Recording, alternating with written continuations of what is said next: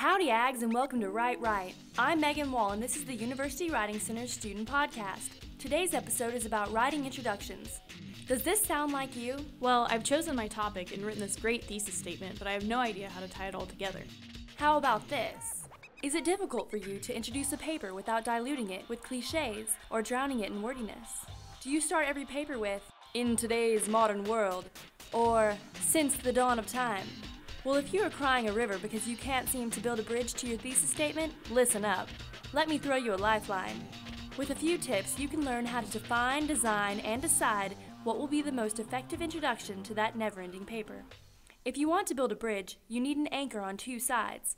Even though your introduction is the first thing your reader encounters, it should not be the first thing you write. Know your thesis, and draft the body of the paper first. You'll find it easier to use the introduction to lead the reader into the deep seas of your argument if you know what that argument is going to be. Basically, 5 types of introductions exist that are generally acceptable when writing an essay. Narrative. Once upon a time, I had writer's block. Beginning your essay with a short anecdote creates a more personal tone when writing about a topic that has special meaning to you. But make it too long, and you'll lose your audience's attention. Rhetorical question. What makes a great paper? Beginning with a question that has no specific answer makes the audience think and, in turn, introduces your topic. But beware, you want your question to direct your audience towards your topic, not distract them. Definition. Writing is the action of putting insanity into hard copy. Establishing a definition at the beginning of your paper explains the concept that you may be trying to address. Be careful, anyone can use a dictionary, and there's nothing more cliche and boring than Webster defines insert your topic as. Use a creative definition that initiates thought and addresses your topic. Quotation. 7 years ago. Introducing your paper with the famous quotation can give more meaning to an idea in your paper because it was said by someone of importance or expertise. However, you must decide who or what is quotable. Who cares what your neighbor Bubba said about the effects of global warming on marine life? Get her done. Opposing viewpoints. Cheese is the most precious commodity in the universe. I beg to differ.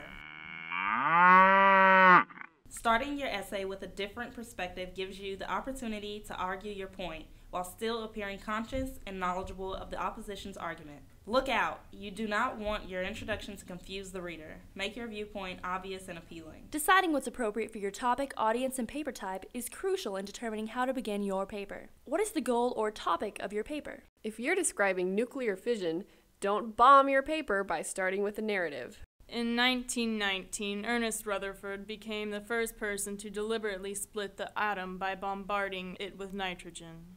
On the other hand, if you're in a creative writing class, you may have the option of choosing any one of the 5 types, or even come up with your own. There is a sea of choices out there. You can also begin with unusual facts and figures, a description, setting the scene, or with a dramatic incident. Who is the intended audience of your paper? If you're writing a paper for Accounting 320, perhaps your audience is a potential client who has to be eased into understanding a financial statement. But if you're writing for agricultural economics, the paper might be to economists who already know a lot of the background about your topic. Think of your writing task like an advertising problem. The purpose of advertising is to sell a product. Advertisers seek the audience who is most likely to purchase a product. Once they have identified this group, the target audience, they can write their ads to capture the attention of this audience. Hence, their purpose, which is to sell a product or service, shapes what they write. What type of paper are you writing? Persuasive, informative, narrative? If you're writing a style analysis, a long introduction may take away from the bulk of the paper. But if you're writing a persuasive paper, you want to begin with a solid introduction that captures the audience's attention and contributes to your overall purpose. The most important thing to remember is that your introduction is the part where your audience decides whether they want to read the rest of your essay or not. Sometimes it takes a little, "You had me at hello," and other times it takes a little more, Once upon a time, in a galaxy far, far away. Speechless? Don't be. Cry me a river, build me a bridge, and get over it. Your essay, that is. Today's episode was the work of talented student and former member of the UWC staff, Mary Beth Schaefer.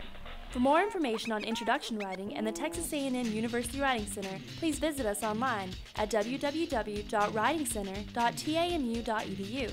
And as always, we encourage you to stop by the Writing Center here on the second floor of Evans Library if you have any questions about your introduction or for any of your other writing needs. I'm Megan Wall, hoping you'll tune in next time for another exciting episode of Write Right.